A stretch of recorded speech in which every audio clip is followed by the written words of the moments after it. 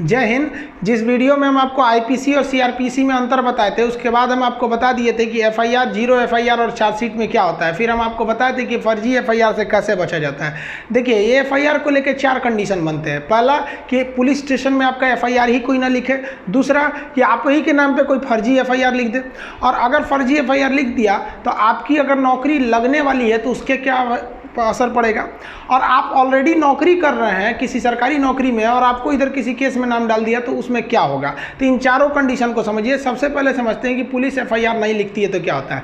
2 तरह के केस होते हैं जिसको हम पहले समझा दिए हैं। नॉन कॉग्निजिबल मतलब ऐसे अपराध जो बहुत छोटे मोटे हैं, जैसे किसी को 1-2 तमाचा मार दिए, ये सब छोटा मोटा अपराध में आता है। और एक कॉग्निजिबल्स होता है संज्ञेय अपराध, जिसमें मार पीट, रेप, सर फाड़ दिए, हड्डी तोड़ दिए, गोली चला दिए, ये सबको होता है कॉग्निजिबल ऑफेंस। तो कॉग्निजिबल ऑफेंस जो होता है उसमें संज्ञेय अपराध में नियम है कि सीआरपीसी का जो सेक्शन है 154, ये कहता है कि पुलिस को मैंडेटरी है एफआईआर लिखना जरूरी है। लेकिन आप जाते हैं, आपके साथ मारपीट हुआ है, सर और फोड़ दिया है, फिर भी पुलिस आपका एफआईआर नहीं लिखती है। तो इसके लिए आप एक और रास्ता अपना सकते हैं कि पुलिस का जो सीनियर अफसर होता है, जिसे डीएसपी बोलते हैं, डिप्टी सुपरिटेंडेंट, यहाँ आप जाके कह सकते हैं कि सर ऐसा मामला है, आप रिपोर्ट लिखवा दीजिए। ये नहीं सुनते हैं तो आप एसपी को बोल सकते हैं, एसपी जरूर ही सुन लेते हैं। ये भी अगर नहीं सुने ना तो आप जाइए सीधे कोर्ट में, मजिस्ट्रेट के पास। अब मजिस्ट्रेट को पावर है कि वो या तो इनको बोलेगा एफआईआर लिखने के लिए, और नहीं तो मजिस्ट्रेट खुद एफआईआर लिख देगा अनुच्छेद 156 के तहत, वहां से एफआईआर लिख देगा और वो थाना को भेज देगा कि ये हम जो एफआईआर लिखे ना,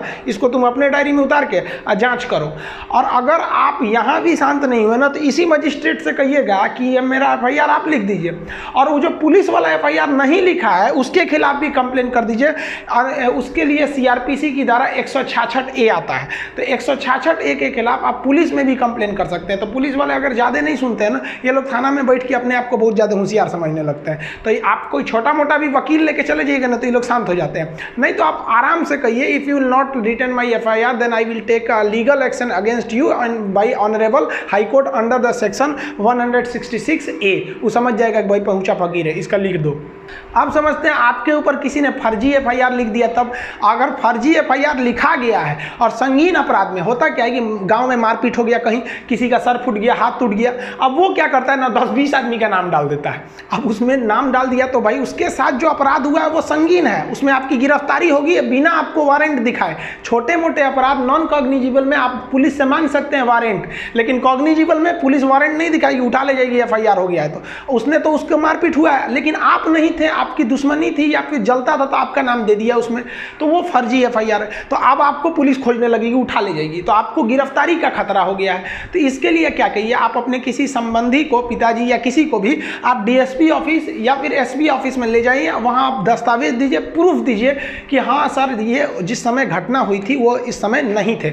आप अगर नहीं इन्वॉल्व थे तो कोई ना कोई तो प्रूफ होगा ही आपके पास कि उस समय हम यहाँ थे। मान लीजिए आप किसी दोस्त के पास थे तो उस दोस्त को ले जाके आप अपने पिताजी के साथ या किसी दूसरे के साथ इन लोग के पास भेजिए। ये नहीं कि अपने चल जाए, साहब हम नहीं थे तो उठा के डाल देगा सभी, सब अपने में मिले रहते हैं सब। तो इन लोग को आप ले जाके कर सकते हैं। एसपी बहुत अच्छा से सुनते हैं क्योंकि एसपी को खरीदना बहुत बड़ा, वो बहुत बड़े बड़े लोग का, फिर यहाँ मंत्री लोग का सोर्स चलता है एसपी के पास, नॉर्मल आदमी का नहीं चल पाता। तो ये आपकी बात को सुन सकते हैं और इन लोग के पास, दोनों लोग के पास ऑर्डर होता है कि नो अरेस्टिंग का आदेश जारी कर सकते हैं, अभी इन्हें अरेस्ट नहीं किया जाए।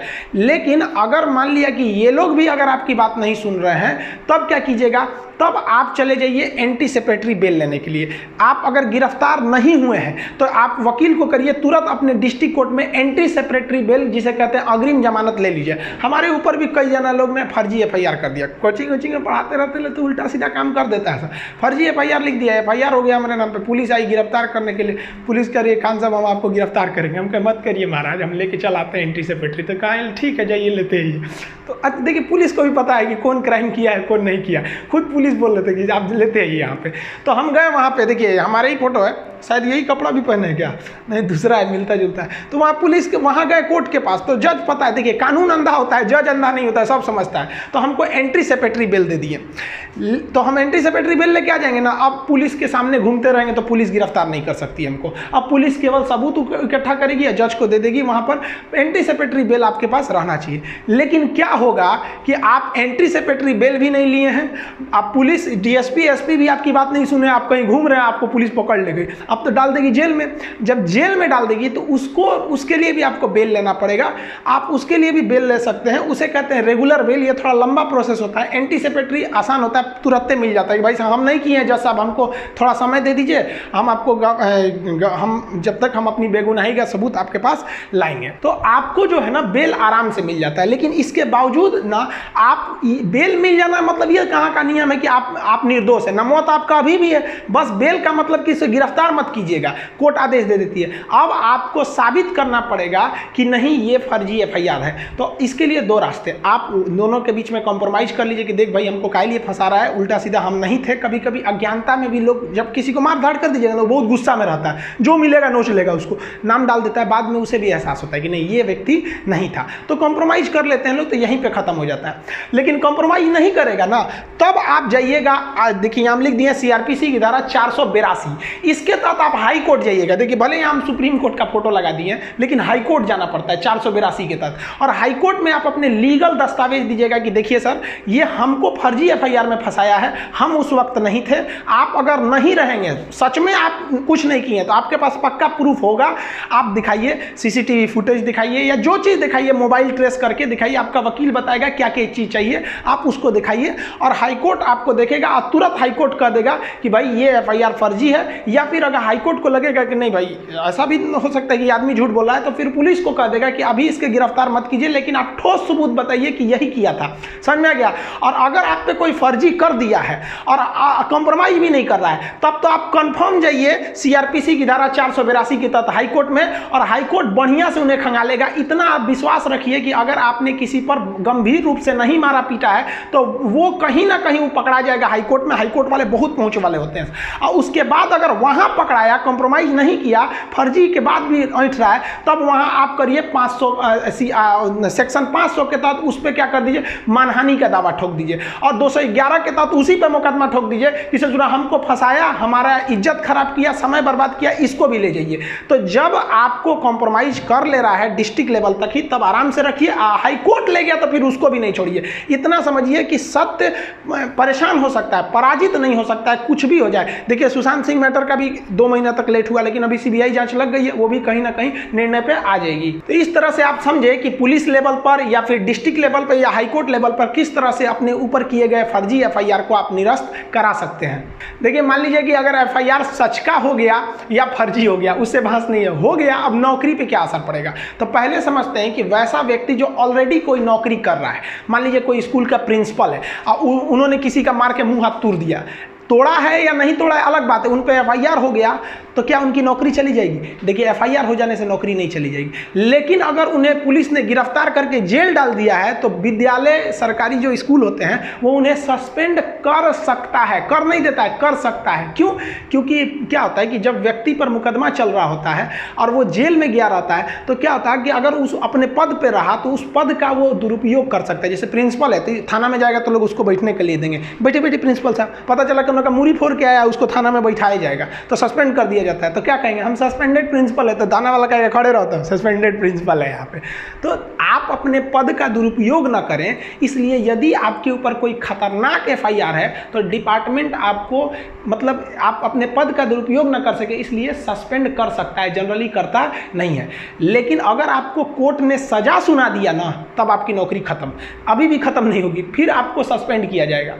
लेकिन आप मान लीजिए डिस्ट्रिक्ट कोर्ट ने आपको सजा सुनाया, जैसे आप हाई कोर्ट में अपील कर देंगे आपकी नौकरी बच जाएगी, सस्पेंड रहेंगे आप। समझ में गया? सस्पेंड से फिर हो सकता है कि आप जॉब में आ जाए। लेकिन अगर हाई कोर्ट ने भी फिर से आपको सजा सुना दिया, फाइनली कह दिया कि नहीं भाई, सुप्रीम कोर्ट ने भी सुना दिया, तब तो आपकी नौकरी चली जाएगी कॉग्निजिबल अपराध में, इस तरह के मुकदमे में। अदरवाइज में आपकी नौकरी नहीं जाएगी, आप अपील में रहेंगे तब तक नौकरी नहीं जाएगी। पता चला डिस्ट्रिक्ट कोर्ट ने आपको सजा सुनाया और इधर आप सस्पेंड हुए और आपने हाई कोर्ट में अपील नहीं किया कि भाई साहब हमने गलती नहीं किया था, तो आपको टर्मिनेट कर देगा। टर्मिनेट मतलब खत्म, सस्पेंड का मतलब होता है आधी सैलरी देना। जब आप जॉब में आते हैं ना, तो बाकी जो आधा काट काट के रखा था वो भी दे देता है आपको।